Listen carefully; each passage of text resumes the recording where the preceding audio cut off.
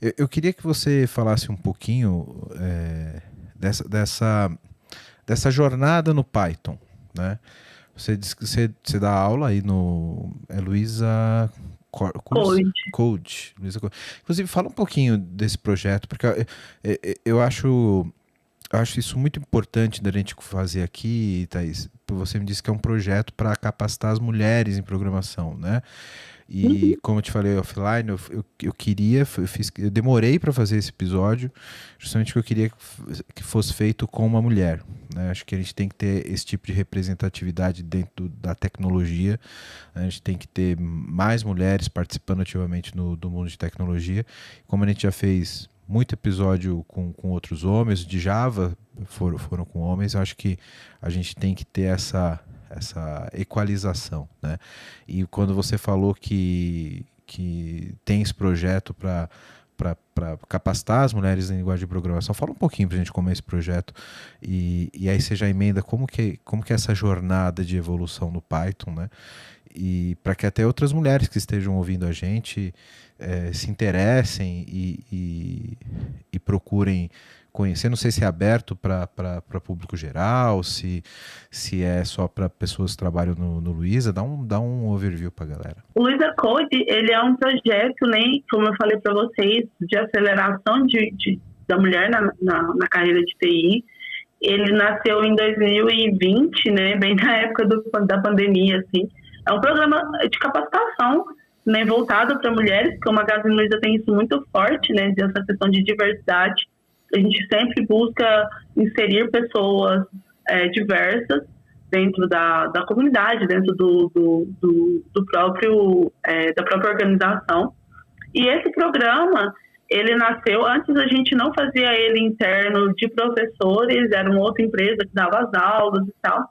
E a partir desse ano, eu participei das outras edições como mentora, né, mentoria de carreira, e a partir desse ano a gente trouxe o Luiza Code, né, eles trouxeram o Luiza Code para dentro do Luiza Labs. Então, todos os professores, todos os mentores, todos são pessoas do Luiza Labs, então são funcionários. Então, a gente, além de ensinar para elas, desde o básico, de que é a lógica de programação, igual eu falei, a gente não foca só em ensinar, eu quero lançar um Python aqui direto. A gente ensina o que é uma lógica de programação, o que é uma string, uma variável, o que é um int.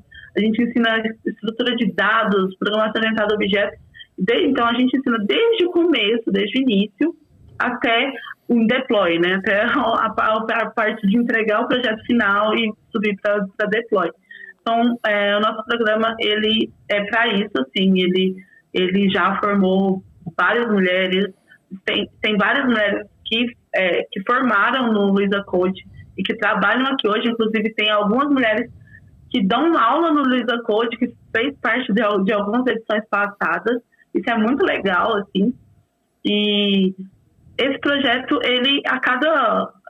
eu não sei falar de quanto em quanto tempo abre a inscrição. A gente está finalizando essa edição, a quinta edição. E aí, fica ligado. Ele é aberto ao público. Todas as mulheres podem se candidatar. Cis, trans, todas as mulheres. É um programa aberto para todas as mulheres.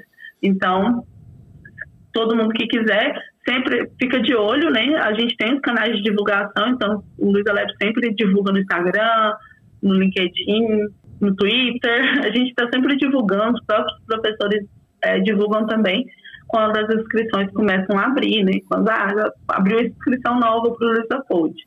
A carreira aqui dentro, que você falou, que você perguntou? Carreira Dentro do Luiza Code? no Python. Aí já para a gente partir até para as últimas perguntas, né? O cara que tá ouvindo a gente, pô, legal, acho que eu gostaria de seguir essa trilha no Python, queria me desenvolver melhor no Python, né? Acho que o básico a gente já falou aqui algumas vezes, você acabou de confirmar também. Primeiro, se focar nos princípios, né? Aprender o básico, aprender os conceitos de programação, né? E a partir daí começar essa trilha da linguagem especificamente. Aí começa por onde, Thaís? Começa a ver os frameworks mais básicos, vai para a web, começa a estudar um pouco mais de ciência no Python. O que você recomenda para o cara que quer ser um Pythonista e qual foi o termo que eu usei no começo? Um evangelista de Python como a gente. Eu acho que o princípio da linguagem que a gente tem que entender é como que funciona o interpretador, como que até a própria indentação é sintaxe, né? A gente tem que entender as questões de sintaxe. Eu acho que acredito que, assim, além de tudo que a gente falou, né? Entender a parte de algoritmo, de variáveis, de for. O que a gente, até no Labs a gente tem isso, né, de módulo de Python 1, Python 2, Python 3, no próprio Luiza Code a gente tem isso, que é aprender os tipos básicos, para você entender como que funciona esse tipo de tipagem dinâmica dentro do Python, aprender o que é variável dentro do Python, comentário, alguns operadores, né, aritméticos, comparativos, lógico, entre outros que a gente tem, tipo tuplas, dicionários, conversão de tipos, funções do próprio Python. Então, o Python ele tem uma particularidade de funções, né? O povo sempre pergunta o que é args, o que é os dois traços. O que eu tenho que passar o self no começo primeiro? Por que o argumento é self? O self, gente, para quem trabalha com outra linguagem, eu falo assim, o que é o self? É para acessar as variáveis do escopo, né? Então, self poderia ser o this do JavaScript, isso, que vocês estão acostumados. Mas Python falou, eu quero pôr self. E aí foi self. É mais descolado até, self tá na moda. Eu quero pôr self aqui, ó. Ninguém me tira, eu vou botar self.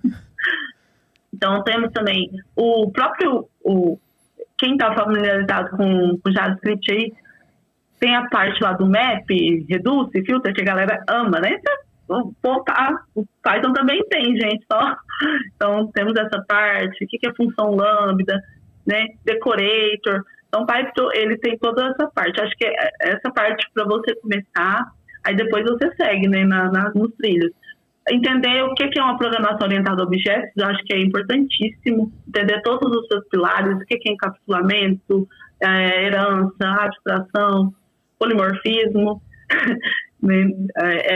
Eu falei polimorfismo, no meu artigo eu falo, não sei se quem viu Harry Potter, né? Mas um exemplo clássico de polimorfismo no filme é o bicho-papão, que ele não tem uma forma definida, mas na hora que o povo tem medo de alguma coisa, né? Aí ele toma a forma daquela coisa, do medo da pessoa. Então esse é um exemplo clássico de polimorfismo que pode acontecer dentro do... E inclusive as minhas alunas, elas aplicaram programação orientada a objeto e tipo, teve gente que fez Esmalte, Naruto, Dungeons & Dragons. Não, elas estão demais, elas estão arrasando. Cara, eu adorei essa capacidade lúdica que você tem de explicar conceitos que são tão estritamente técnicos e que a gente tem muita dificuldade de explicar. Essa questão de polimorfismo, herança, sobrecarga... Cara, isso para explicar para um leigo é um parto, principalmente para nós somos técnicos, que a nossa criatividade, ela não a sua, no caso, a sua é maravilhosa, porque você faz todo esse arranjo lúdico, didático para explicar, mas eu tenho muita dificuldade para explicar esses conceitos. Você consegue fazer isso de uma forma tão simples, cara, que eu achei fantástico, parabéns. É que eu sou artista, gente. Artista tem licença poética, eu gosto de pintura. Você tem os dois lados do cérebro bem desenvolvidos, isso é raro. Eu falo que eu sou a pessoa de exatas mais humanas que tem. Exatamente. Mas assim, é porque eu tive muita dificuldade, sabe? Na faculdade, eu sempre trabalhei e estudei, então... Eu não tinha tempo de estudar em casa. Geralmente eu chegava em casa muito tarde e tinha que estudar de madrugada e eu ficava muito cansada porque eu tinha que trabalhar no dia cedo. Então eu chegava na faculdade às vezes tão cansada, tão exausta, eu tive muita dificuldade de aprender esses conceitos na faculdade. E eu prometi para mim que quando eu fosse trazer esse conteúdo para as meninas ou quando eu fosse ensinar esse tipo de conteúdo, eu não ia negligenciar elas. Eu não ia, tipo assim, eu ia preocupar com o estado delas, eu quero preocupar com as minhas alunas, mas, tipo, se você tá entendendo, se você tá legal, porque eu sei que foi difícil pra mim, sabe? Foi difícil pra mim aprender e eu tive que aprender lendo livro e tal. Não tiro os créditos dos meus professores, eram muito bons. Mas essa questão, a correria, às vezes, eu tenho aluna que é mãe e que tá lá, tipo assim, trabalha o dia inteiro, faz faculdade, ainda tá fazendo curso. Então, assim, é bastante puxado para ela, sabe? Então, eu não quero negligenciar essa parte. Eu tento trazer o conteúdo de uma forma mais divertida, onde elas fiquem à vontade. Tanto que, quando eu dei esse módulo de programação orientada a objeto, com analogia, foi aí que eu sugeri. Eu quero que vocês pensem em algo assim e aplique programação orientada a objetos. Aí elas adoraram. Fizeram de Padrinhos Mágicos, de Dungeons and Dragons, de Bob Esponja, até de ET, extraterrestres. Não, eu acho que a gente tem que, isso, assim, desenvolver a criatividade na aluna, sabe? Não, beleza. E elas faziam nas aulas, elas riam e adoravam. Tanto que no meu artigo eu deixei os links dos repositórios delas, dá para o pessoal ver que tipo, elas estão aprendendo e estão lá fazendo. Então, todo mundo consegue, sabe? Então, no meu artigo eu falo, aprenda PO de vez. Porque é isso, gente. Eu acho que a gente tem que trazer algo que seja mais maleável, seja mais leve, né? Que já é tão difícil. Quem fala que programar é fácil, eu acho que tá mentindo. Sim, sem dúvida, sem dúvida. E trazer essa parte mais lúdica facilita muito, principalmente para quem tá começando a entender agora, porque são conceitos que estão muito fora do nosso dia a dia, né? São coisas que você não... Esse tipo de abstração é muito difícil de você ver na nossa vivência, né? E aí, quando você traz essa capacidade de aplicar numa coisa mais lúdica, fica mais fácil de entender, de compreender. Sensacional, parabéns, Thaís, muito bom. Obrigada. Legal. Eu falei que eu tô cansada de explicar a herança com pai e mãe. Verdade.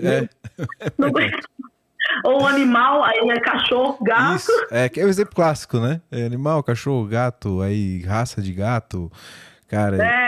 Eu falei, não, vamos inovar aqui. E eu sempre uso muita analogia. Tudo que eu vou fazer eu uso analogia. Quando eu expliquei o funcionamento da call stack do JavaScript, eu expliquei com analogia. Legal. Então, tudo que eu vou fazer, eu tenho analogia. A call stack, o funcionamento do loop de eventos, eu ensinei falando que eu sou telefonista, atendi. Não, agora eu vou te colocar por fim da fila e vou atender outra pessoa aqui, agora mesmo eu volto a te atender. Então fica muito mais simples, assim, de explicar. Eu tô curioso agora para ver como você explicaria o DOM do navegador, mas guarda para um outro episódio, que aí a gente deixa isso como curiosidade para a galera ouvir os próximos episódios que você gravar com a gente, porque você está convidadíssima para muitos outros assuntos aqui, viu, Thaís? Obrigado.